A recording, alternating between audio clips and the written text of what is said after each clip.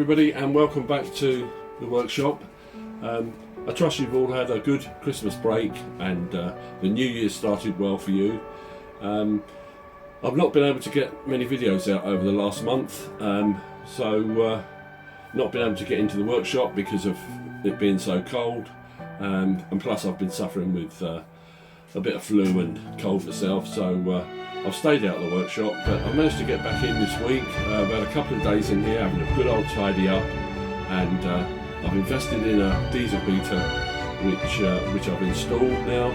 I'm just waiting for the power unit to turn up, and so hopefully that will overcome the problem with temperature in the workshop. I've not done a workshop tour before. It's not something that I've particularly thought about doing, but I thought it might be quite useful to give you a bit of a tour around so you can see how I've adapted my little 12 by 10 workshop, and so that you can see and perhaps pick up one or two little hints and tips along the way. I'm going to grab the camera off the stand and we'll have a little bit of a tour around and you can have a look at what I've got set up. Okay, so firstly, there's my little diesel heater. I've got that set up now, so that's all ready to go. I'm just waiting for the power unit to arrive. Got the tank below there, so all ready and waiting to be fired up. So hopefully that's going to solve the problem of the condensation and the heat in here, or the cold really. Over here I've got some covers where I store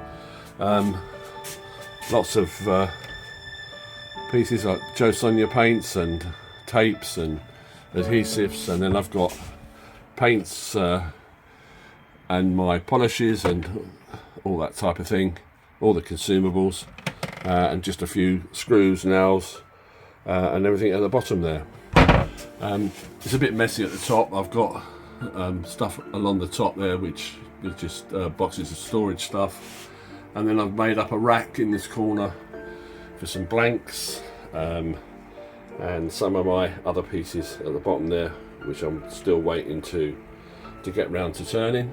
And I've got another cupboard here which I've got Dremels and my little burner, airbrush, etc., and a few safety goggles and gloves at the top there. I've got the my little planer which I've put on a little trolley really, so it can be wheeled around. That's quite useful. That comes in and out of there when I need it, but it's stored away, saves space, and likewise with my little saw as well. So the dust extraction is attached to the bandsaw, but that can be detached and hooked up to both the planer and the saw. The bandsaw sits there, which is probably the best place that I could find to fit it.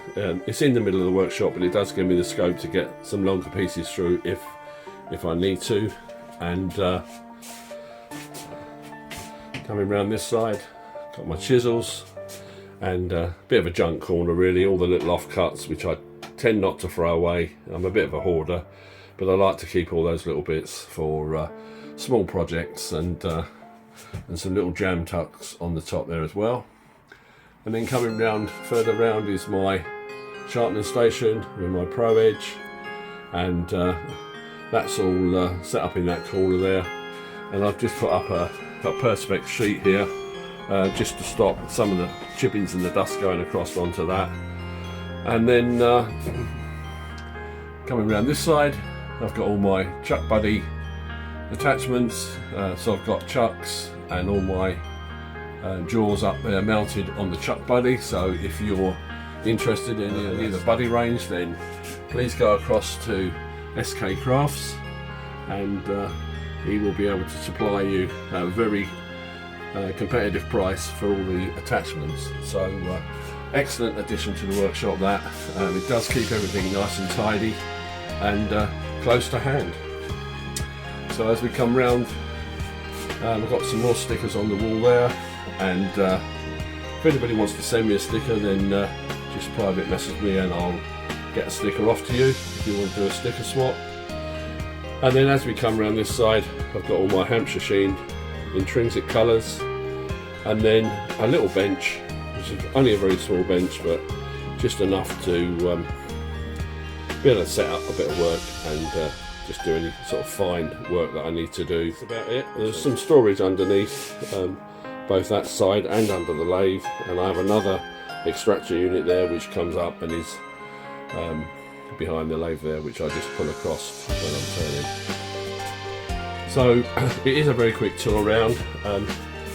Hope you've enjoyed that little insight into my little cave, and hopefully you found it interesting. So there we go. Sorry about the wobble on the camera, but I did just run round with it handheld, so hopefully it gives you a little bit of insight into my workshop. I've got a couple of pieces of wood here ready for the next projects. I've got a piece of timber here which is about 9 inches long, and it's about 3.5 inches square, and I'm going to do a vase out of that. So that will be the next video that I put up, and that probably won't be until next week. I'm going to endeavour to try and get a video out on Thursday most weeks. I managed it last year pretty well every week apart from just a few, so that's the aim again this year. In terms of the channel's growing quite nicely.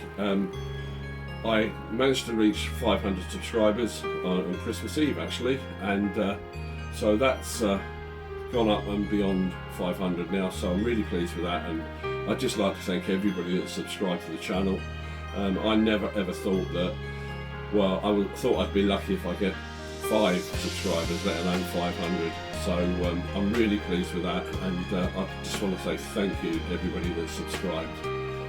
If you've not subscribed, then you might like to consider subscribing, pop over and hit the subscribe button and hit the little bell icon, and you'll be notified when I upload new material.